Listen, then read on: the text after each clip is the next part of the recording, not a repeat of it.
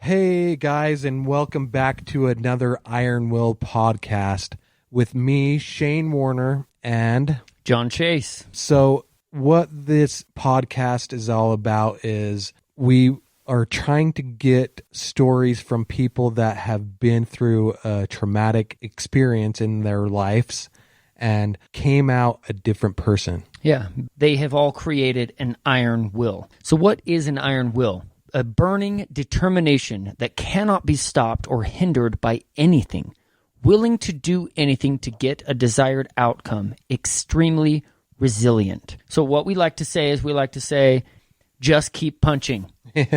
Yeah. So each time we interview a person on this IronWill podcast, that's the types of things that we're looking to get out of them is...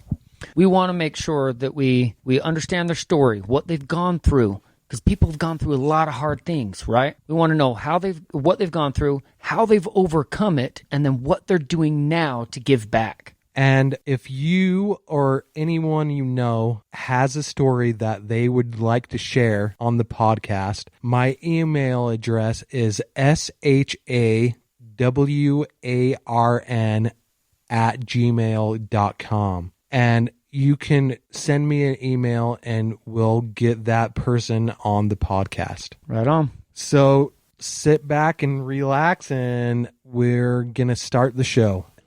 I'm going to do something a little bit different this time.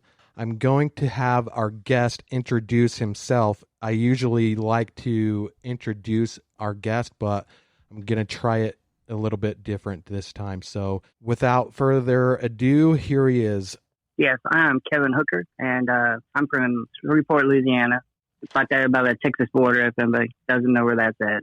And it's kind of close to Monroe, I guess you could say, if you're from Louisiana. The Shreveport's just like a little hole in the wall town. And so you were born in 1970, but your story starts when your dad was serving our country in Vietnam. What can you tell me about that experience for him? When I talked to him, he was telling me he was a mortar logistics. He was always telling me that when they shot missiles and mortars and everything, he kind of made sure they didn't fire on their own people, like friendly fire. And he served in like 1968, 69, and 70. And then you were born in 70. Yeah, you were born right after. Yeah, I was born like right after. In fact, I think he had to come home, a little early because I was going to be born. Okay, yeah. He got leaked like a couple of times from what I understood. And I guess, what do you know about him and Agent Orange? He just told me that he was on... can't remember the name he told me. I guess the village he was in, that he was stuck like up on the hill with him and three other guys, and they just kept trying to kill the foliage with what Agent Orange does, killing the jungle, the leaves and the brush and stuff. So do they just kept spraying it, or do they spray it overhead, or do they actually have people that come and just is it by plane or what? By plane. Yeah. They just flew over, and he said, sometimes you couldn't have a shower. Weeks and weeks and weeks, and I guess it just gets into your skin. So he was exposed to it pretty heavy, huh? Correct. So it's an herbicide, am I right? Right, yeah. I guess kind of like the weed killer we have these days now. Uh-huh. I guess, but more toxic maybe. Oh yeah, dude. I'm sure they were using something pretty toxic back then. Well, obviously. Yeah. So tell us how that affected him, and how it affected you. Yeah. He's got a little bit of effects of it now. He's still alive? Oh, yeah. He's still alive, doing good. He's in his late 70s, and he's still doing good. His effects are doing better than me, probably. But him, I think it affects him more because it affected me so much. It's more affecting him than it affected me. Yeah. I guess he's had to watch me fight from the effects of it my whole life. And so that's been what's going on. So can you tell me what it was like on the day you were born and the conversations that the doctors were having with your parents? Yes. I was born June 25th, 1970. And then from what my parents told me, I was born, and you know how they take the baby and put it over there, but they were, to clean it out and all that. They were acting really my mom, they wasn't saying much, and there was a lot of excitement going on. Basically, I was born, and my bladder was on the outside. Okay. It was gone. Wow. And then I had one good kidney, and my other kidney is like the size of a rock, from what they tell me. And I guess, and I had Dr. St. Martin. He's passed now.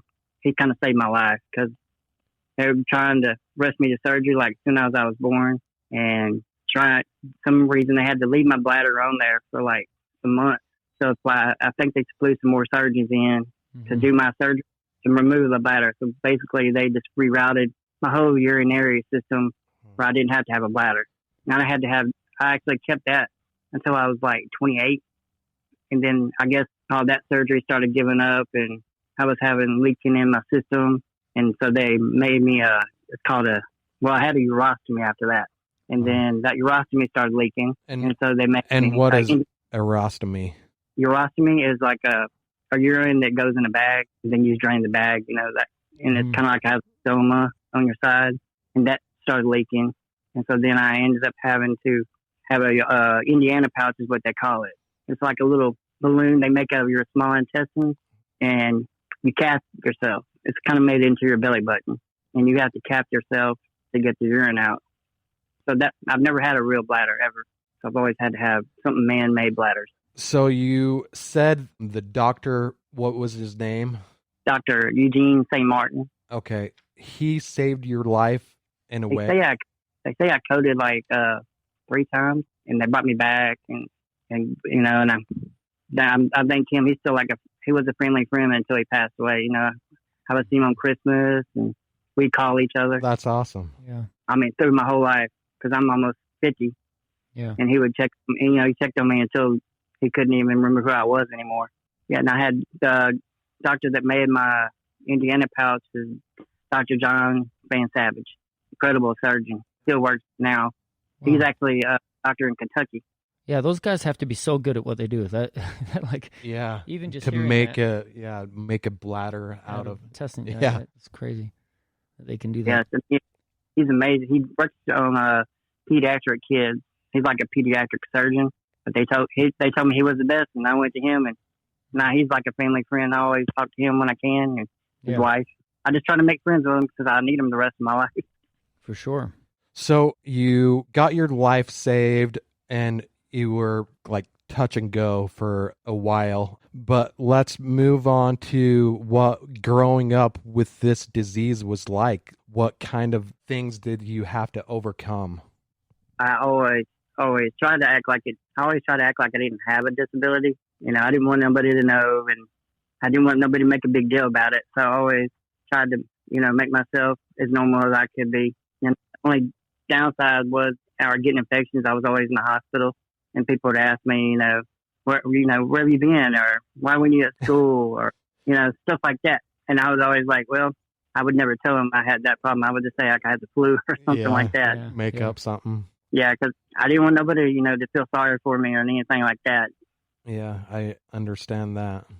But, you couldn't really, my thing that always slowed me down was like, you couldn't make plans, you wanted to go on vacation, you had to stop all the time. And so did you just have multiple surgeries growing up, or?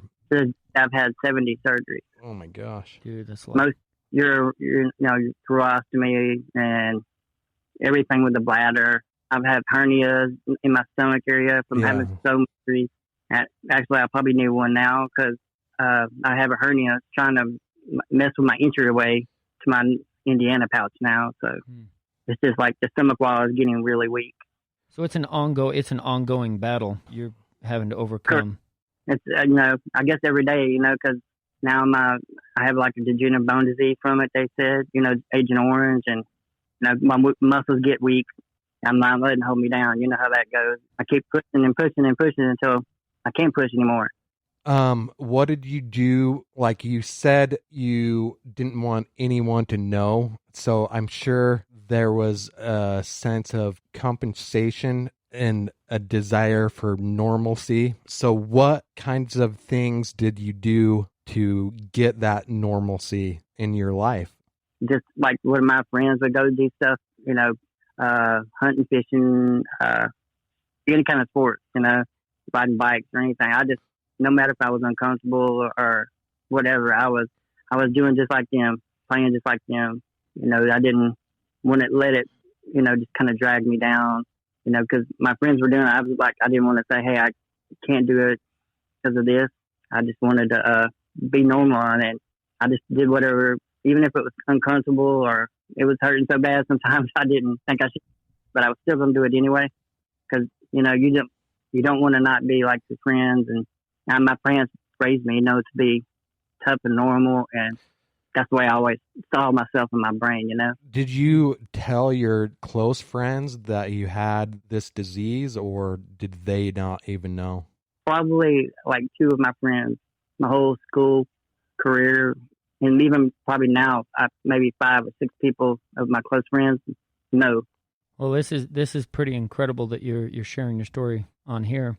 It seems like you must have been able to develop a really strong mindset, a really strong sense of overcoming any obstacle. That, I mean, some people they never gain that. You were almost put into a situation where it was like it's either make it or break it. Right? Yeah, you were either almost have to forced. Yeah. Yeah, almost forced to have this strong mindset. Well, you were forced. Yeah. Yeah, you're right. I mean, I was forced. I was like, I guess, you know, day one, I was like, hey, as soon as I was old enough to know, you know, I just thought it was normal. Mm-hmm. You know, after so long, I was like, hey, this is my normal life. And so even growing up, I thought, man, you know, everybody had it this rough at first, you know, and then that's kind of why I try to motivate people now, because I'm like, I know what the pain is, and I feel the pain every day. You know, if we can do it, you know, somebody that doesn't have as bad as us and are just in a bad spot, you know, maybe we can encourage them, you know, to keep pushing forward, you know, pushing harder. Exactly. So is this a common disease now, or is it basically people that were in Vietnam, their kids? From what I've understood, I've talked to a couple, not many, you know, that are my age, but I've heard that even my daughter don't have it, but like some people's kids that are my age are having problems with it. Did that scare you when you had your daughter, or when your daughter was born, worrying that she might have it? Oh yes, definitely. Me and my wife were like, well, first of all, we went, me and my wife got married, and then I kind of told her, you know, I've had all these problems, and the doctors have always told me I can't have kids, you know, and that was like, so both of us had our mindset like we're never going to have kids. And yeah. the doctor even told her. Just a blessing, it sounds like. Yeah. And more ways than just one. Yeah. And the fact that she doesn't have the disease, and the fact that she was even born. Right. Right. Because when Megan was born, it was like, you know, it's a true blessing. I was like, my wife told me she was pregnant. I was like, what? Huh? Really? And then, you know, and then the next noble thought was like, is she going to be sick? You know, is she going to have some kind of a problem like I did? And so as soon as she was born, I asked them, you know, to check everything that I had wrong to see if she would have a problem like that too. But they said she was fine, and she's healthy. She's 22 now. Yeah, man, that's great. That's good for you. I'm sure that feels great being able. Well, first off, you overcame the odds of when they tell you you're not going to have kids, and then you do. Like, that's cool. Yeah. Just that. It was a 1 in a million that you would ever have a child. So yeah, he said you were definitely blessed. So what kinds of things are you doing now to continue to push yourself? Like, you grew up in a hard environment and you had to overcome a lot of obstacles. And so what are you doing now to continue to challenge yourself? Usually I try to push myself, like running or walking is a big thing for me, you know, and trying to stay healthy is the biggest part of it.